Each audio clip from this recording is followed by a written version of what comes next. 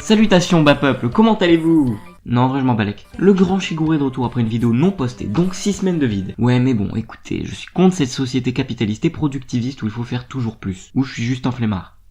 Ça me paraît plus juste. Du coup, en cette période de fête, je vous propose une présentation slash critique sur un anime du nom de Grand Blue. Un anime qui ne sied, mais alors absolument pas à cette période. Sachez avant tout que dans cet anime, alcool et nudité sont de mise, dans des blagues beaufs à l'extrême que je pense que certains enfants ne peuvent comprendre. Mais enfin, sur ce, allons-y, plongeons dans cette vidéo.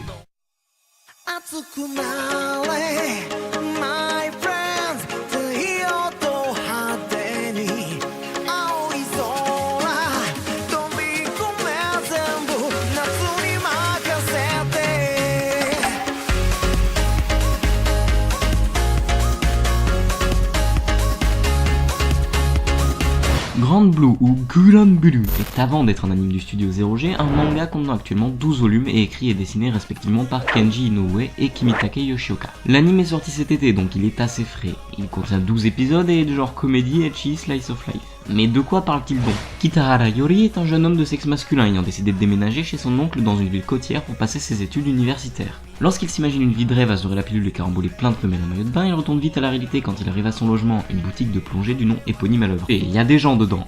Normal. Mais ils sont nus. Moins normal. En fait, ce sont les membres du club local de plongée qui sont, il faut le dire, un peu tapageurs. Disons pour ceux qui ne comprennent pas mon divin vocabulaire qu'ils aiment se bourrer la gueule, se mettre à poil et foutre le bordel. Yori a quant à lui une réaction plus que normale, s'enfuir pour sa survie. Cependant il se fait attraper et enrôler dans ce groupe d'alcoolos chevronnés. Cela sous les yeux de sa cousine qui perd totalement espoir en lui. Yori étant amoureux de sa cousine accessoirement venue du Pas-de-Calais essaiera tant bien que mal pendant tout l'animé de ne pas se décourager et vivre sa vie étudiante rêvée. Mais qu'ai-je donc pensé de cet animé? Bah il était bien. Quoi, vous attendiez vraiment une analyse construite? Et puis quoi encore? Bah déjà au début j'étais au courant de rien, je m'attendais juste à un anime romance school life basique étant donné qu'on ne m'avait pas dit grand chose. Et je me suis fait agresser par ça. Et croyez-moi, ça fait vraiment bizarre quand vous ne vous y attendez pas. Je me suis senti comme ces gosses qui regardent une série déconseillée au moins de 10 ans alors qu'ils n'ont même pas l'âge requis. Et waouh, en fait cet anime est plutôt rafraîchissant. Ce qui en fait essentiellement la force c'est l'humour, donc plutôt bof à la base, qui se concentre sur des gags imprévisibles, des running gags bien amenés, ainsi que des expressions faciales plus loufoques les unes que les autres. Je ne vous cache pas que cet anime m'a grandement fait penser à Prison School tout le long du visionnage, notamment avec les expressions faciales et l'humour beauf que j'aime tant. Et c'est une bonne chose je suppose. Enfin, pas le fait que j'aime l'humour beauf, mais ça fait penser à Prison School.